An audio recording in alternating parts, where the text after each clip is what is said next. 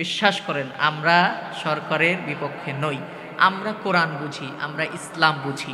আমি এখানে সরকার দলীয় যারাই আছেন, নেতা কর্মী যারাই আছেন, তাদেরকে লক্ষ্য করে বলতেছি, আপনারা যারা ক্ষমতায় আছেন থাকেন, কোনো সমস্যা নাই। বাংলাদেশের আলেম ওলামা পীর মাসায় কোনো সমস্যা নাই। তবে একটা বুদ্ধি আপনাদেরকে শেখায় দেই, এদেশের মুসলমান আর কিছু সহ্য করুক বা না করুক, এদেশে ইসলাম থাকবেই থাকবে, এটা বিশ্বাস করে। ঠিক না বে ঠিক? আর কিছু থাক বা না থাক, এদেশে কোরআন থাকবে। কথা বলেন না কেন? এদেশে আর কিছু থাক বা না থাক, আলেম ওলামারা এই পৃথিবীতে থাকবে। ঠিক না বে ঠিক? সুতরাং যদি কেউ আলেম ওলামাদের বিরুদ্ধে ষড়যন্ত্র করে, কেউ যদি ইসলামের বিপক্ষে অবস্থান করে, কোরআনের বিপক্ষে যদি কেউ অবস্থান করে, সে জামাত ইসলাম করুক, সে বিএনপি করুক, সে চরমোনাই হোক কি আওয়ামী লীগ হোক, জাসদ হোক, যে দলের লোক হোক না কেন, আমরা তাদের বিপক্ষে। কথা ঠিক না বে ঠিক?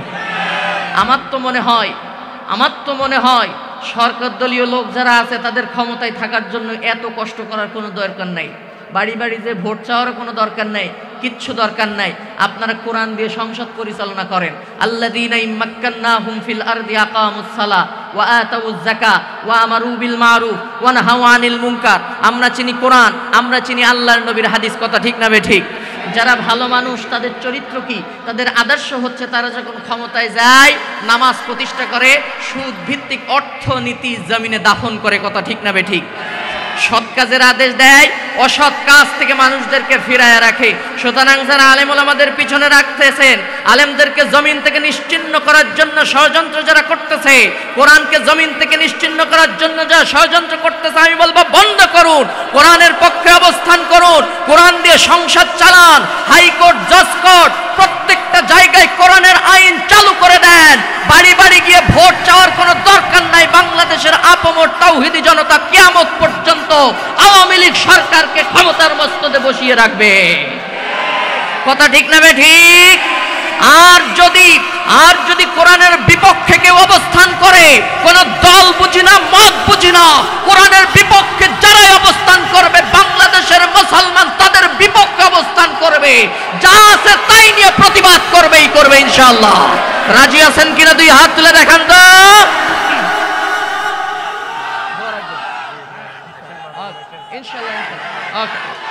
ইমানদার ভয় করে কাকে? মানুষকে ভয় করে নাকি? বুলেটের সামনে দাঁড়িয়ে বলতে পারবেন আল্লাহকে ভয় করি? কথা বলেন না কেন? পারবেন? ফাঁসির মঞ্চে দাঁড়িয়ে বলতে পারবেন আল্লাহ ছাড়া কাউকে মানি না? পারবেন? জেলখানায় গিয়ে বলতে পারবেন যে আলা আলাহুল খালকু ওয়াল আমর, সৃষ্টি যার, আইন চলবে তার। আমরা মুসলমান, আল্লাহর বান্দা, আল্লাহর জমিনে আল্লাহর আইন ছাড়া, কোরআনের শাসন ছাড়া নাস্তিক্যবাদী কোনো আইন মানতে চায় না। আল্লাহর আইন দিয়ে সমাজ পরিচালনা করতে চায়, রাষ্ট্র পরিচালনা করতে চায়। রাজি আছেন কিনা? দুই হাত তুলে দেখান আল্লাহকে।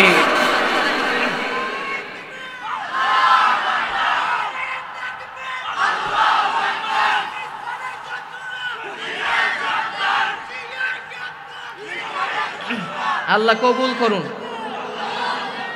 যুবকদের আওয়াজ তো এমনই হওয়া উচিত। তবে আমি জানি আমাদের এই শক্তি, আমাদের এই ঈমানি দীপ্ত চেতনা যদি থাকে, এই জমিনে ইসলাম প্রতিষ্ঠিত হতে ইনশাল্লাহ বেশি দিন লাগবে না। সুবহানাল্লাহ পড়েন। কারণ আমরা দেখেছি আল্লাহ জমিনে আল্লাহর কোরআনকে প্রতিষ্ঠার জন্য শত শত যুবক এই জমিনে রক্ত দিয়েছে, জীবন দিয়েছে, কিন্তু বাতিলের কাছে, কোরআন বিরোধী শক্তি, ইসলাম বিরোধী শক্তির কাছে মাথা নত করেছে। কথা বলেন না কেন করেছে? আমরা জানি ইতিহাস সাক্ষ্য হয়ে থাকবে, কেউ বা হাত হারিয়েছে, কত যুবক পা হারিয়েছে, কেউ বা অন্ধ হয়েছে, কেউ বা নিজের জীবনকে বিলিয়ে দিয়ে শাহাদাতের কামনা নিয়ে আল্লাহর কাছে হাজির হয়েছে। তাদের বুকে একটাই স্বপ্ন, বাংলার জমিনে ইসলাম বিরোধী শক্তির ঠাঁই হবে না, বাংলা হবে কোরআনের বাংলা, কোরআনের শাসন ছাড়া কারো শাসন মানি না। রাজি আছেন?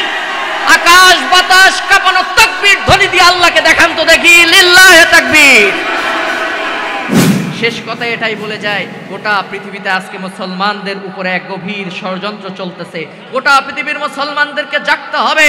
আজকে ইমানের বলে বলিয়ান হয়ে যদি আমরা সামনের দিকে অগ্রসর হতে পারি, আলেম যারা আছেন আলেমরা যদি সাহসী নেতৃত্ব দিতে পারি, গোটা পৃথিবীর ময়দানে কোরআনের বিজয় আসবে।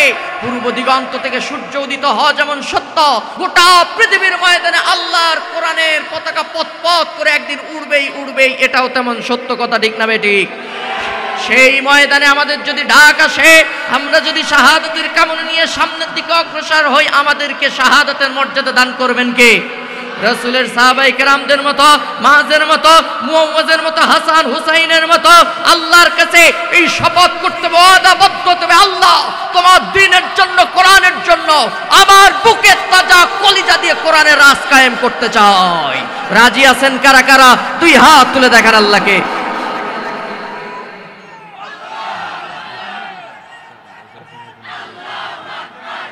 نحمده ونستعينه ونستغفره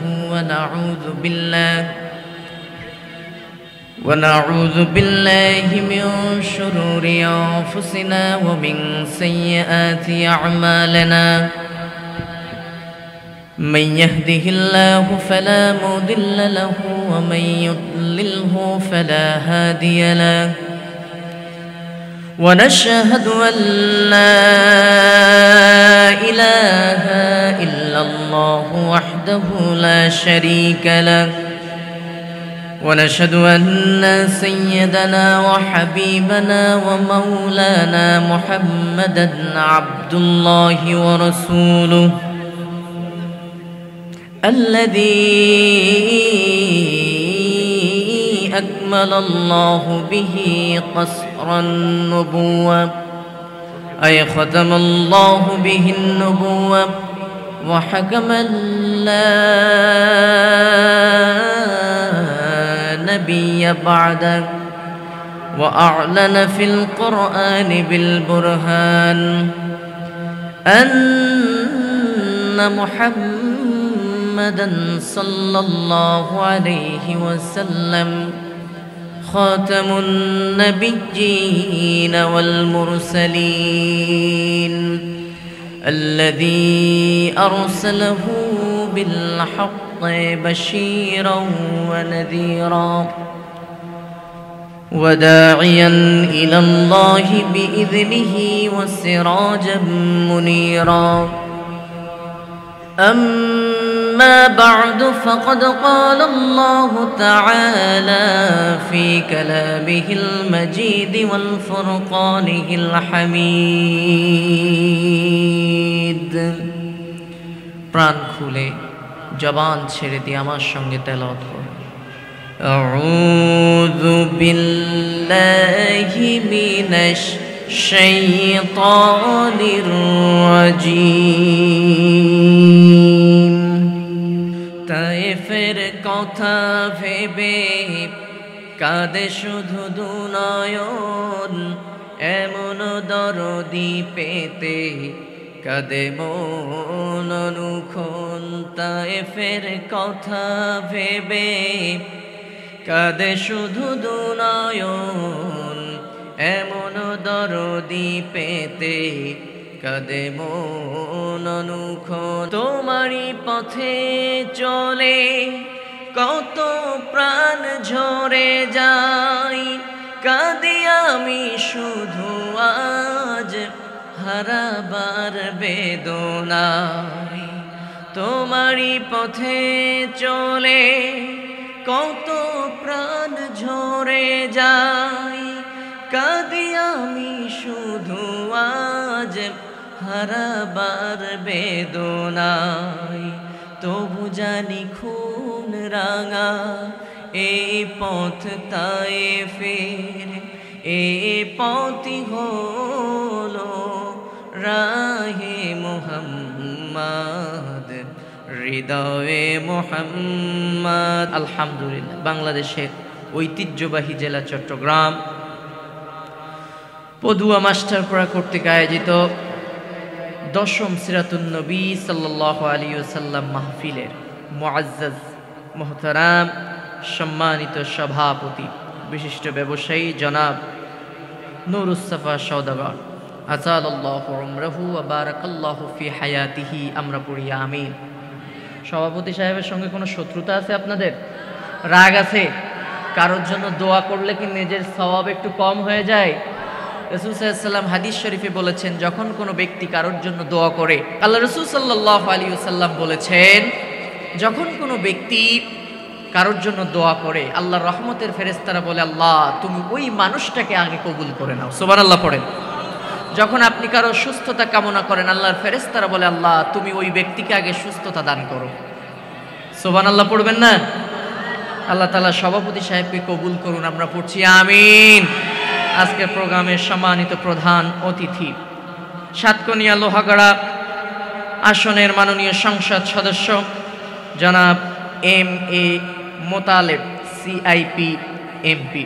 বিশেষ অতিথি হিসেবে উপস্থিত আছেন আরও অনেকেই। আমার আগে কথা বলেছেন জনাব মাওলানা আব্দুল মুমিন, কথা বলেছেন আলহাজ মাওলানা শামসুদ্দিন সাহেব সহ মঞ্চে বসা জ্ঞানীজন, সুধীজন, সামনে বসা মুরব্বী একরাম, যুবক ভাইয়েরা, যুগে যুগে আল্লাহর দ্বীনকে প্রতিষ্ঠার জন্য সব থেকে বেশি যারা অগ্রণী ভূমিকা পালন করেছে, প্রাণপ্রিয় তরুণ এবং যুবক ভাইয়েরা, স্কুল, কলেজ, ইউনিভার্সিটি পড়ুয়া মেধাবী ছাত্র ভাইয়েরা, পর্দার আড়াল থেকে শুনছেন, সম্মানিতা শ্রদ্ধায়া মা এবং বোনেরা, তথা পদুয়া লোহাগড়া চট্টগ্রামবাসী, আপনারা সবাই কেমন আছেন? আরো জোরে বলেন আলহামদুলিল্লাহ। সবাই ভালো আছেন তো ইনশাআল্লাহ? আমাদেরকে ভালো রেখেছেন কে? সুস্থ রেখেছেন কে? সে আল্লাহর শুকরিয়া আদায় করছি, যিনি একান্ত মেহেরবানি করে আজ আমাদেরকে কোরআন শোনার জন্য কবুল করেছেন। ইচ্ছা করলে তিনি কোনো সিনেমা হলের দর্শক আমাদেরকে বানাতে পারতেন। তিনি ইচ্ছা করলে লেপ তশকের উপরের ফ্যানের নিচের যাত্রী আমাদেরকে বানাতে পারতেন। হাজার হাজার লক্ষ জনতার মধ্য থেকে এই কিছু সংখ্যক মানুষকে যে কোরআন শোনার জন্য কবুল করেছেন, এজন্য আপনারা খুশি নাকি অখুশি? খুশির জবাব এত স্লো, এত লো হয় না। জবান খুলে বলতে হবে খুশি নাকি অখুশি। যদি খুশি থাকেন তাহলে সেজদা অবনত মস্তকে হৃদয়ের সমস্ত শক্তিকে একত্রিত করে সেই মহান রবের নামে একবার বলেন তো আলহামদুলিল্লাহ। চিৎকার দিয়ে বলেন আলহামদুলিল্লাহ। দুরূদ ও সালাম সেই বিশ্ব মানবতার মুক্তির দূতের উপরে, যে নবীকে আল্লাহ পাক পাঠিয়েছিলেন পৃথিবীর পথ হারা, দিশে হারা, অসহায়, নির্যাতিত, নিষ্পৃষিত, নিপীড়িত, বঞ্চিত, নিগৃহীত মাজলুম মানবতার মুক্তি ও কল্যাণের জন্য প্রায় ১৫০০ বছর পূর্বে মক্কার মরু প্রান্তরে যে রাসূল এসেছিলেন পৃথিবীর ইতিহাসে এক অসভ্য ঘুণে ধরা আইয়ামে জাহেলিয়া নামক সমাজ। এই সমাজে এসে তিনি অজ্ঞতা, বর্বরতা, নির্মমতা, নিষ্ঠুরতা আর বেহায়াপনার চ্যালেঞ্জকে মোকাবেলা করে আল কোরআনের ছোঁয়ায় একদল সোনার মানুষ তৈরি করেছিলেন। সৃষ্টি হয়েছিল সোনালী যুগ, সোনালী সমাজ।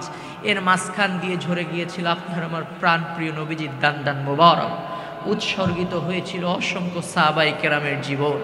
মা সুমাইয়ার রক্তে ভিজে মক্কার মরু প্রান্তর হয়েছিল লালে লালে রঞ্জিত। আমির হামজা বুকের তাজা কলিজা বিলিয়ে দিয়েছিলেন উহুদের ময়দানে। অসংখ্য সাহাবায়ে কেরামের জীবন বিশ্বনবী মুহাম্মদ রাসূলুল্লাহ সাল্লাল্লাহু আলাইহি ওয়াসাল্লামের অক্লান্ত পরিশ্রমের মাধ্যমে আল ইসলামকে পর্যন্ত প্রতিষ্ঠিত রেখে তিনি মদিনার মাটিতে ঘুমিয়ে আছেন। আজকের এই পবিত্র মজলিস থেকে আমরা তার প্রতি সালাম প্রেরণ করছি, সকলে মহাব্বতের সাথে বলছি সাল্লাল্লাহু আলাইহি ওয়াসাল্লাম। যাদের হৃদয়ে আছে আল্লাহর ভয়, তারা কভু পথ ভুলে যায় না। আল্লাহর প্রেম ছাড়া এই দুনিয়ায় কারো কাছে কোনো কিছু চায় না, কারো কাছে কোনো কিছু চাই না। সুবহানাল্লাহ পড়েন।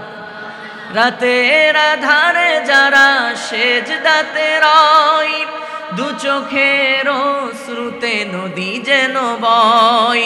ছলনার হাত ছানি যতই আসুক, ছলনার হাত ছানি যতই ডাকুক, পেছনে ফিরেও তাকায় না। যাদের হৃদয়ে আছে আল্লাহর ভয়, তারা কভু পথ ভুলে যায় না। আল্লাহু আকবার। ইমানদার ভয় করে কাকে? মানুষকে ভয় করে নাকি? বুলেটের সামনে দাঁড়িয়ে বলতে পারবেন আল্লাহকে ভয় করি? কথা বলেন না কেন, পারবেন? ফাঁসির মঞ্চে দাঁড়িয়ে বলতে পারবেন আল্লাহ ছাড়া কাউকে মানি না? পারবেন? জেলখানায় গিয়ে বলতে পারবেন যে আলা আলাহুল খালকু ওয়াল আমর, সৃষ্টি যার, আইন চলবে তার। আমরা মুসলমান, আল্লাহর বান্দা, আল্লাহর জমিনে আল্লাহর আইন ছাড়া, কোরআনের শাসন ছাড়া নাস্তিক্যবাদী কোনো আইন মানতে চায় না। আল্লাহর আইন দিয়ে সমাজ পরিচালনা করতে চায়, রাষ্ট্র পরিচালনা করতে চায়। রাজি আছেন কিনা? দুই হাত তুলে দেখেন আল্লাহকে।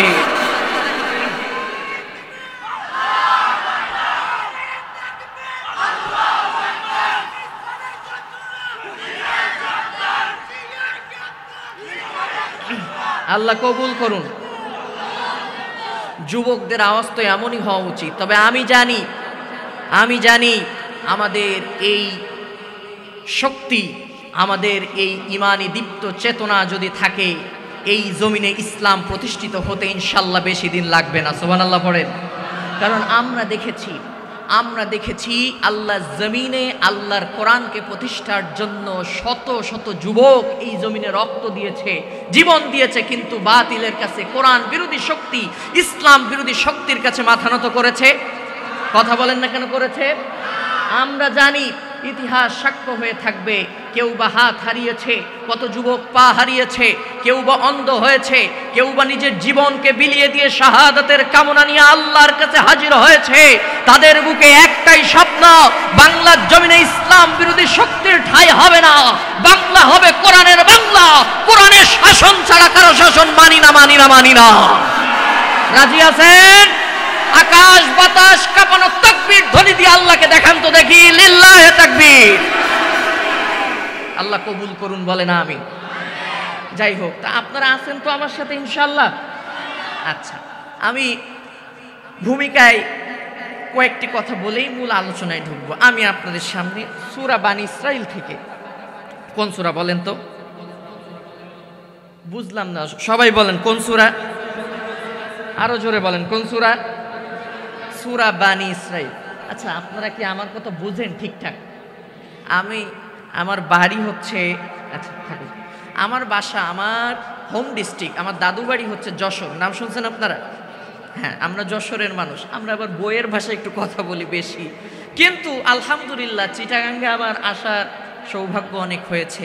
এমনকি আপনাদের পেকুয়াতে আসছি এবং লোহাগড়াতেও আসছি আলহামদুলিল্লাহ গত বছর। কিন্তু আমি অবাক হই যে এই চিটাগাঙ্গের মানুষ একটা ভাষা না, দুইটা ভাষার মালিক। আলহামদুলিল্লাহ পড়বেন না? যদি জিজ্ঞাসা করেন হুজুর কেমন, বিষয়টা হচ্ছে এমন, আমরা যখন কথা বলি বইয়ের ভাষায়, যশোরের মানুষ, ঢাকার মানুষ, আমি ঢাকায় থাকি পড়াশোনার জন্য, গুলশানে থাকি, আমরা যখন কথা বলি বইয়ের ভাষায় আপনারা সব বুঝেন। আবার আপনারা যখন আপনাদের ভাষায় কথা বলেন আমরা কিচ্ছু বুঝি না, শুধু এতিমের মতো চেয়ে থাকি যে কি বলে, 1 মিনিট এইভাবে তাকাই থাকি, কিচ্ছু বুঝি না। তার মানে আমরা এক ভাষার মালিক, আপনারা কয় ভাষার মালিক? সবাই বলেন তো। আমাদের কথা বা আমার কথা বুঝতেছেন তো আপনারা? সিলেট যেয়ে বুঝাইতে খুব কষ্ট হয়েছে। মৌলভীবাজার আমি যাই বলি কি ভাই আপনারা বোঝেন তো? কই জি হয়।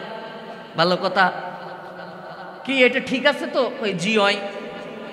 যাই বলি কই জি হয়, জি হয়, জি হয়। যশোরে আমাদের জি হয় শব্দটা এমন যে কেউ যদি কোনো কথা না বোঝে, মেয়র সাহেব, কেউ যদি কোনো না বোঝে কোনো কথা, তাহলে বলে যে জি হুজুর কি বলেছেন, আমি ভালো বুঝতে পারি নাই।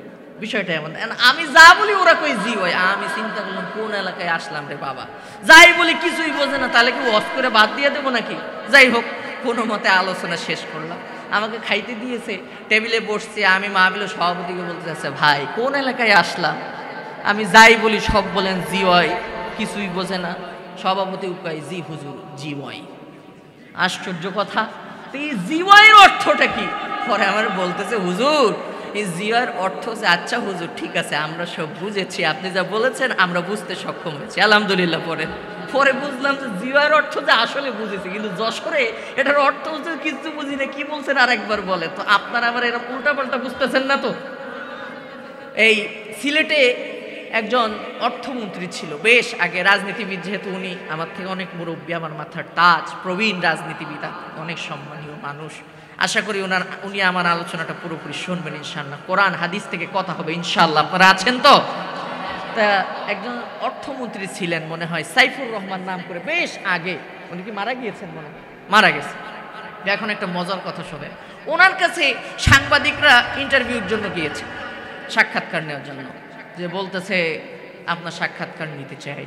তো অর্থমন্ত্রী উনি ওই সময়ে দাপটের নেতা, বিশাল বড় রাজনীতিবিদ, বলতেছে তোমরা চুইটার পরে আসো, চুইটার পরে আসো। প্রচণ্ড গরম, ফাল্গুন চৈত্র মাসের সময় প্রচণ্ড গরম পড়তেছে, গা ঘেমে যাচ্ছে, এরপরেও সোয়েটার পরে আসতে বলে কেন? শীতের সময় সোয়েটার পরতে হয়, গরমকালে কেন সোয়েটার পরে আসতে বলে?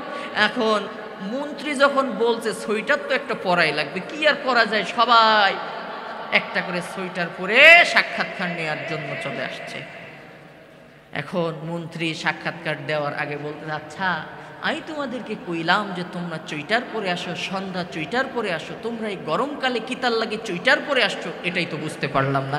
তার মানে উনি বুঝাইছেন যে তোমরা সন্ধ্যা 6টার পরে আসো, আর সবাই বুঝছে যে তোমরা চুইটার পরে আসো, চুইটার পরে আসো, সবাই একটা একটা করে এই শীতের চুইটার পরে আসছে। আপনারা আবার এমন উল্টা বুঝতেছেন না তো? বোঝেন আমার কথা?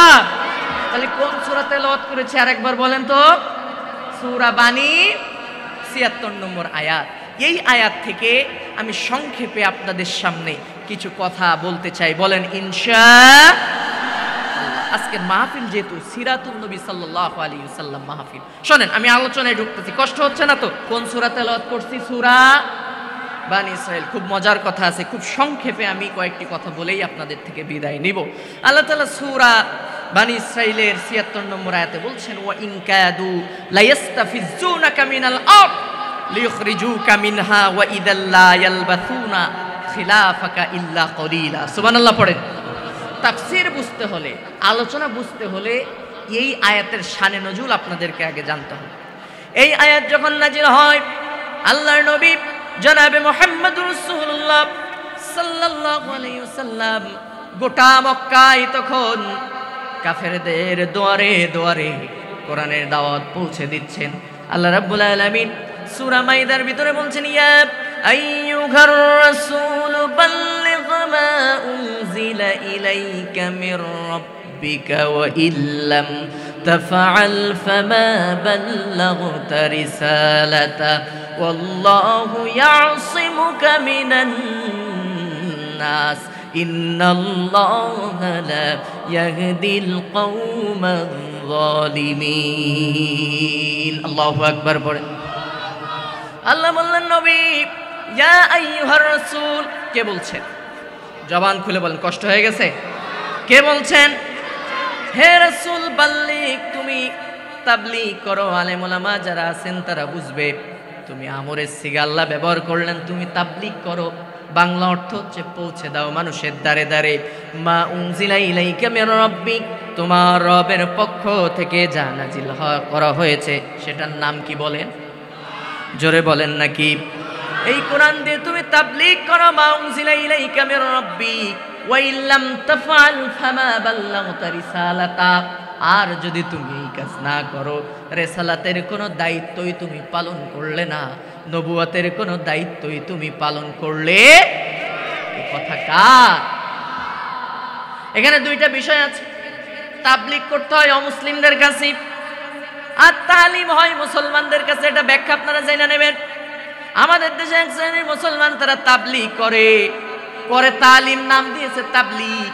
কিন্তু আফসোস হলো, আমি একবার আমার এলাকায় একজন আসছে তাবলীগ করার জন্য, কেউ রাগ করবেন না তাবলীগ জামাতের ভাইয়েরা থাকলে। জিজ্ঞাসা করলাম, আপনারা এই যে ফাজাইল আমল থেকে, বেহেশতে যাওয়ার থেকে, বিভিন্ন কিতাব থেকে কথা বলেন, আপনারা তো পারেন আল্লাহ যে কোরআন নাজিল করেছে এই কোরআন খুলে খুলে একটু ব্যাখ্যা করতে। একটা আয়াত তেলাওয়াত করবেন, ব্যাখ্যা করবেন, তাফসীর করবেন, গোটা জাতিকে বোঝাবেন, এটা তো পারেন।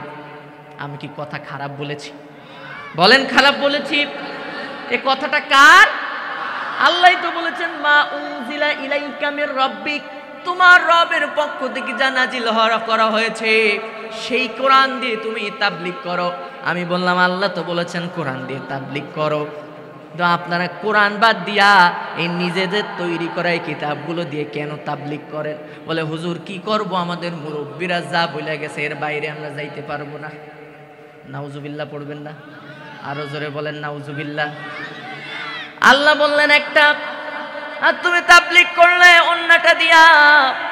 বুঝতে পারছি, ভালো করেই বুঝতে পারছি, উল্টা করো বলেই, উল্টা দাওয়াত দাও বলেই আমার নবী পাথর খাইছেন তাবলীগ করতে গিয়া, দাওয়াত দিতে গিয়া। আর তোমরা তাবলীগ না করে তালিম করো, কোরআন দিয়ে তাবলীগ করো না, এই জন্য তোমাদেরকে জামাই আদর করা হয়।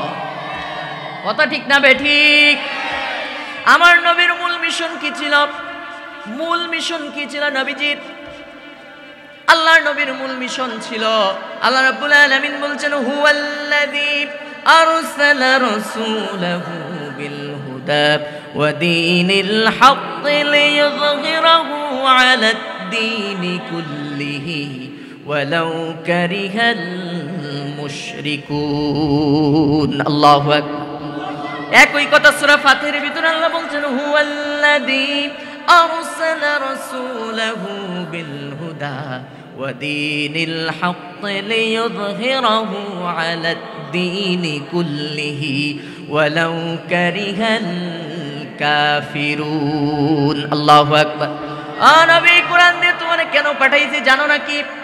এই জমিনে মানুষের তৈরি যত মতবাদ আছে, আইন আছে, ওইগুলাকে জমিনে চিরতরে দাফন করবে, নিশ্চিহ্ন করে আমার সত্য সংবিধান মহাগ্রন্থ আল কোরআনকে এই জমিনে বিজয়ী করবে দাওয়াত দিয়া। এই জন্যই আমি আল্লাহ তোমাকে এই পৃথিবীতে প্রেরণ করেছি। সুবহানাল্লাহ পড়বেন না? যার কারণেই তোমরা মানুষের তৈরি কিতাব দিয়া, নিজেদের রচিত কিতাব দিয়ে তাবলীগ করো। এই জন্য তোমাদের উপরে অত্যাচার আসে না, জুলুম আসে না। কষ্ট নিয়েন না প্রিয় তাবলীগের ভাইয়েরা। আর আল্লাহর নবী তো একই কোরআনের দাওয়াত দিয়েছিলেন। শানে নজুল বলছি, শোনেন। সূরা বানী ইসরাঈলের ৭৬ নম্বর আয়াত কখন নাজিল হয়েছে? নবীজি যখন দাওয়াত দেওয়া শুরু করলেন, কাফের বেঈমানেরা নবীকে মারার জন্য ৭ দলীয় ঐক্য জোট গঠন করেছে। কয় দলীয়? জোরে বলেন, কয় দলীয়? ৭ দলীয়। আমাদেরকে নির্মূল করার জন্য ঐক্য জোট গঠন হয় না? কথা কন না কেন? হয় না? নবীকে মারার জন্য ঐক্য জোট গঠন করছে কারা? আবু জাহেল, আবু লাহাব, উতবা, সাইবা, ওয়ালিদ বিন মুগিরা সহ কয়জন ঐক্য জোট গঠন করছে? ৭ জন মিলে নবীকে জমিন থেকে চিরতরে নির্মূলের জন্য তারা ঐক্য জোট গঠন করেছে। শুধু নবী নয়, নবীজির সাহাবী যারা, হযরতে খাব্বাব, হযরতে খুবাইব, হযরতে বেলাল, হযরতে আম্মার রাদিয়াল্লাহু তাআলা আনহু, নবীজির দ্বীন গ্রহণ করার কারণে, ইসলাম কবুল করার কারণে কি নির্যাতন তাদেরকে সহ্য করতে হয়েছে দেখেন। হযরতে আম্মার রাদিয়াল্লাহু তাআলা আনহু ইসলাম কবুল করার কারণে তাকে আবু জাহেল গ্রেফতার করে ধরে এনেছে। গ্রেফতার করে এনে নির্যাতন শুরু করেছে। এত কঠিন নির্যাতন তার উপরে চালানো হয়েছে, মারতে মারতে মারতে মারতে গোটা মক্কার মরু ময়দান লালে লালে রঞ্জিত হয়ে গেছে। কি নির্যাতন শুরু হয়েছে! হযরতে আম্মার আবু জাহেলকে ডেকে বলে, আবু জাহেল, আজ যারা আমাদেরকে নির্মূল করার জন্য ঐক্য জোট গঠন করেছ, শুনে নাও, জেনে নাও, আমাকে মারতে মারতে যদি আমার জীবন চলে যায়, মুহাম্মদ সাল্লাল্লাহু আলাইহি ওয়াসাল্লামের কালেমা গ্রহণ করেছি, ত্যাগ করতে পারবো না। আরো জোরে বলেন না সুবহানাল্লাহ। কি সর্বনাশ! অত্যাচার করলাম যেন আমাদের দিকে ফিরে আসে। করা যায় কি? মাকে ডেকে আনো। আম্মারের মাকে ডেকে এনেছে সুমাইয়া রাদিয়াল্লাহু তাআলা আনহা। তাকে যখন ডেকে আনা হয়েছে, ডাক দিয়ে বলছে, সুমাইয়া, তোমার ছেলে আম্মারের অবস্থা দেখে নাও। সে যদি মুহাম্মদ সাল্লাল্লাহু আলাইহি ওয়াসাল্লামের দ্বীন ছেড়ে না দেয়, তাকে এইভাবে মারতে মারতে জমিন থেকে বিদায় করে দেওয়া হবে। আবু জাহেল চিন্তা করেছিল, মায়েদের মন খুব নরম হয়, মা যদি বোঝায় তাহলে আম্মার মনে হয় ফিরে আসবে, কালেমা ত্যাগ করবে, আমাদের দলে চলে আসবে। কি ঘটনা ঘটলো! সুমাইয়া আস্তে আস্তে সন্তান আম্মারের মাথার কাছে বসেছে, মাথায় হাত বুলায়, ছেলে আম্মার বেহুশ হয়ে গিয়েছে, কোনোভাবে একটু কথা শুনতে পাচ্ছে, মাথার কাছে গিয়েছে, মাথায় হাত বুলায়, ডাক দেয়, বাবা আম্মার, তুমি তো আগে কালেমা গ্রহণ করেছো, তারপরে আমি তোমার মা সুমাইয়াকে দাওয়াত দিয়েছো, আমিও গ্রহণ করেছি। আল্লাহ ছাড়া কোনো মালিক নাই, মোহাম্মদ ছাড়া কোনো নেতা নাই। জোরে বলেন না সুবহানাল্লাহ। ও বাবা আম্মার শোনো, তোমাকে মারতে মারতে মারতে মারতে যদি জমিন থেকে বিদায় করে দেওয়া হয়, তোমাকে টুকরা টুকরা করা হয়, তোমার প্রত্যেকটা গোশতের টুকরা, প্রত্যেকটা রক্তের ফোঁটা সাক্ষী দেবে জমিন হবে আল্লাহর জমিন, এ জমিন হবে কোরআনের জমিন। কিন্তু আবু জাহেলের কাছে মাথা নত করা যাবে না। আল্লাহু আকবার, সুবহানাল্লাহ পড়বেন না? আবু জাহেল চিন্তা করলো, তাই তো ডাইকে আনলাম কি জন্য, আর করলা ডাকি, তুমি আরো ফিরাই নিয়ে আসবা আম্মার রে, আর তুমি উল্টা বুঝাইয়া ওরে আবার ওইদিকে ঠেলে দিচ্ছ, দাঁড়াও। এবার আবু জাহেল সুমাইয়াকে নির্যাতন শুরু করে দিল। এত কঠিন নির্যাতন সুমাইয়ার উপরে এসেছে, আপনারা শুনলে অবাক হবেন। সুমাইয়াকে মারতে মারতে মারতে মারতে লজ্জা স্থানে পর্যন্ত খুঁচিয়ে খুঁচিয়ে আবু জাহেল শহীদ করেছে। ইসলামের প্রথম শহীদ হযরত সুমাইয়া রাদিয়াল্লাহু তাআলা আনহা ইসলামের জন্য শহীদ হয়ে গোটা পৃথিবীর মুসলমানদেরকে জানিয়ে দিয়ে গিয়েছেন, ও পৃথিবীর মুসলমানেরা, ইসলামী আন্দোলনের মধ্যে মুজাহিদ যারা আছো, শুনে নাও, জেনে নাও, কোরআনের পক্ষে থাকলে এইভাবে জীবন দিতে হয়। ঠিক না বে ঠিক? দীর্ঘ 50 বছর কোরআনের তাফসীর করেছে আল্লাহর কোরআনের পাখি প্যারেড ময়দানের চিটাগঙ্গে। গোটা পৃথিবীর সাক্ষী হয়ে থাকবে, তার কোনো দোষ ছিল না, তার কোনো অপরাধ ছিল না, কোরআনের সঠিক কথা প্রচার করাই ছিল তার একমাত্র অপরাধ। কথা ঠিক না বে ঠিক? তাকিয়ে দেখেন ইতিহাস, আমেরিকা থেকে রাশিয়া, জাপান থেকে জার্মান, গোটা পৃথিবীর শহরে নগরে বন্দরে যেই কোরআনের মুফাসসিরের কোরআনের দাওয়াত, কোরআনের বাণী আজও বাঁচতে থাকে। সেই আল্লাহর ওলি কোরআনের পাখিকে মিথ্যা অভিযোগ দিয়া, মিথ্যা মামলা দিয়া জমিন থেকে যারা নিশ্চিহ্ন করেছে, ইতিহাস সাক্ষী হয়ে থাকবে, ইতিহাসের পাতায় কালো অধ্যায় হয়ে থাকবে। ওই মুফাসসির কোরআনের পাখি চোখের পানি ফেলেছে, কোটি কোটি তাওহীদি জনতার রক্ত পড়েছে, ওই চোখের পানি রক্তের ফোঁটা অগ্নিশিখা হবে, বাতিলের মস্তক ভেঙে খান খান করে দেবে, বাতিলের মস্তক জ্বালিয়ে পুড়ে একদিন সরকার করেই দেবে ইনশাআল্লাহ।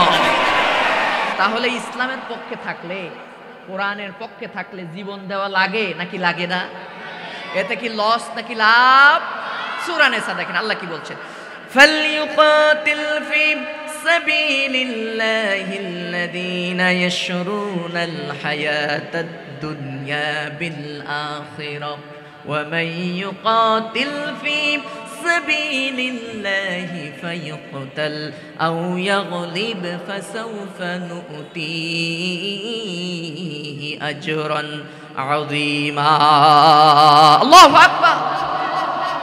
যারা দুনিয়ার জীবনকে বিসর্জন দিয়ে দেয়, পরকালে আল্লাহর জান্নাত কিনে নেয়।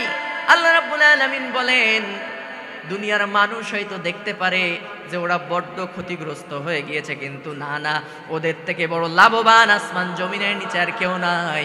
কিয়ামতের ময়দানে আমি রাব্বুল আলামিন ওই মানুষগুলাকে, যারা দুনিয়ার জীবনকে বিসর্জন দিয়া নিজের জীবনকে বিলিয়ে দিয়ে পরকালে আমি আল্লাহর কাছে হাজির হবে, আমি রাব্বুল আলামিনের কাছে ওদের মর্যাদা সব থেকে বেশি। সুবহানাল্লাহ পড়েন, কত বেশি মর্যাদা। আল্লাহ রাব্বুল আলামিন বলছেন, ওয়ালা তাহসাবান্নাল্লাযীনা কুতিলু ফি সাবিলিল্লাহি আমওয়াতা বাল আহইয়াউন ইনদা রাব্বিহিম ইউরযাকুন। আরো জোরে বলেন আল্লাহু আকবার। যারা আল্লাহর রাস্তায় জীবন দেয়, আল্লাহর রাস্তায় যারা মৃত্যুবরণ করে, তাদেরকে মৃত বলো না। কে বলছেন? বাল আহইয়াউন ইনদা রাব্বিহিম ইউরযাকুন। বরং তারা কবরে বসে আমি আল্লাহর পক্ষ থেকে রিজিক পাই। সুবহানাল্লাহ পড়বেন না?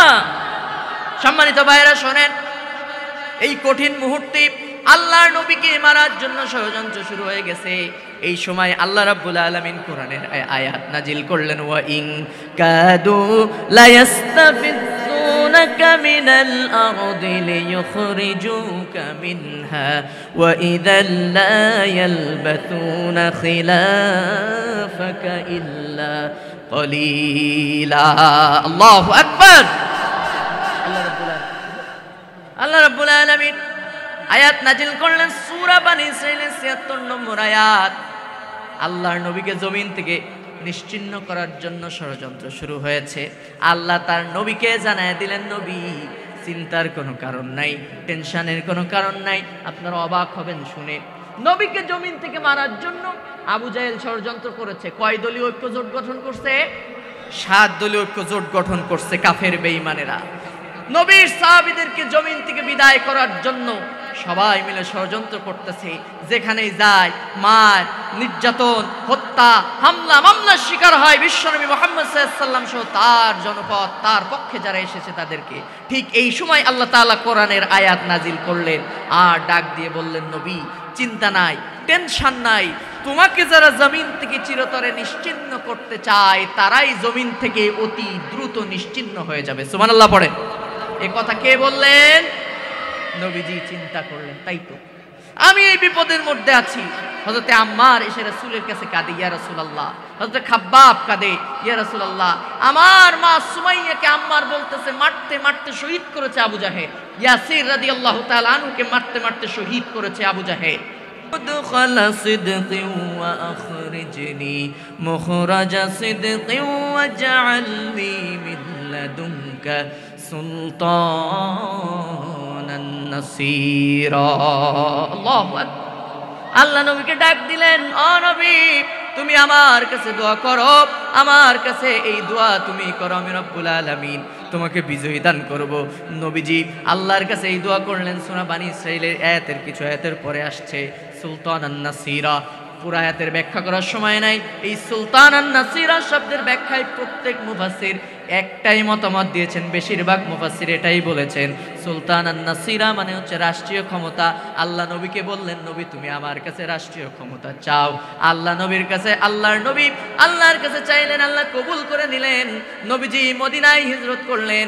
এরপরে আপনারা জানেন 10,000 সৈন্য নিয়া আল্লাহর নবী মক্কায় আসলেন, মক্কা বিজয় করলেন। এই বিজয় দেওয়ার মালিক কে বলেন তো? আরো জোরে বলেন না কে?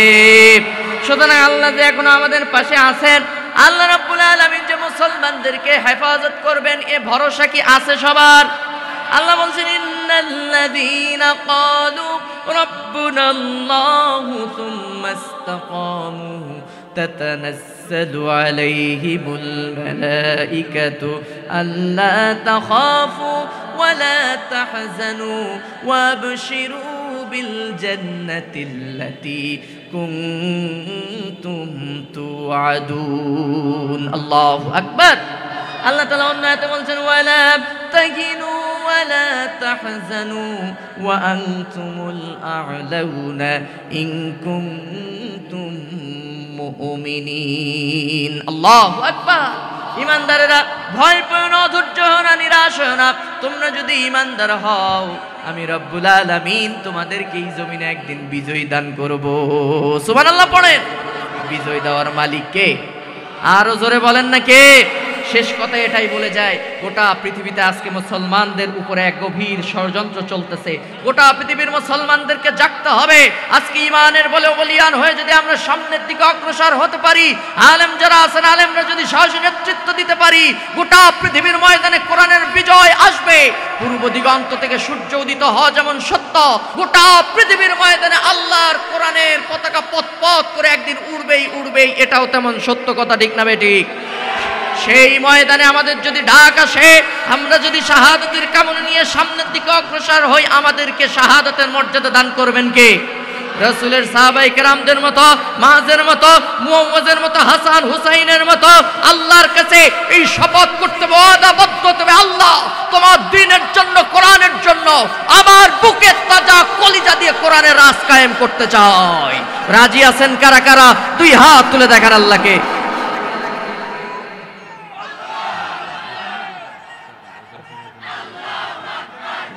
সরকারের বিপক্ষে নই, বিপক্ষে আমরা সরকারের বিপক্ষে নই। বিশ্বাস করেন আমরা সরকারের বিপক্ষে নই। আমরা কোরআন বুঝি, আমরা ইসলাম বুঝি।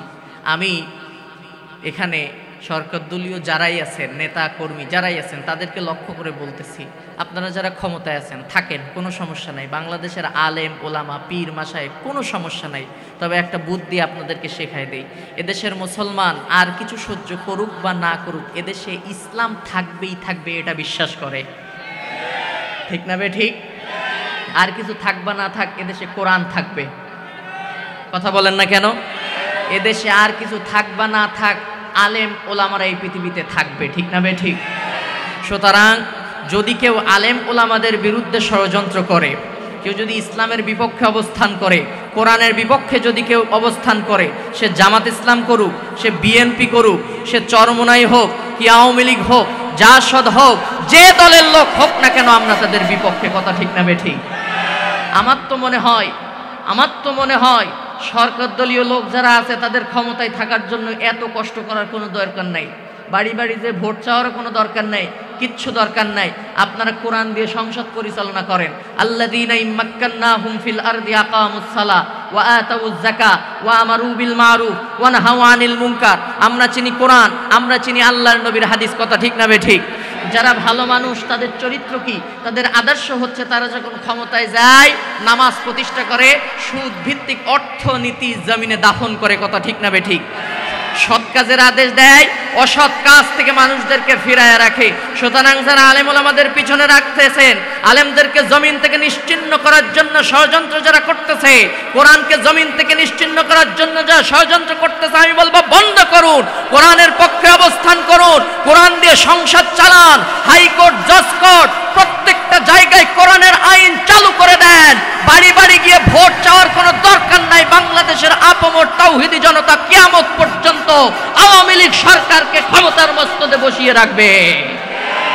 কথা ঠিক না বে ঠিক?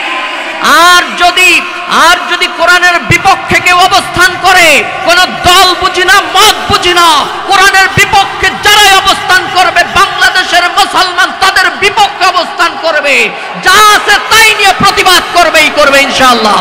রাজি আছেন কিনা দুই হাত তুলে দেখান তো।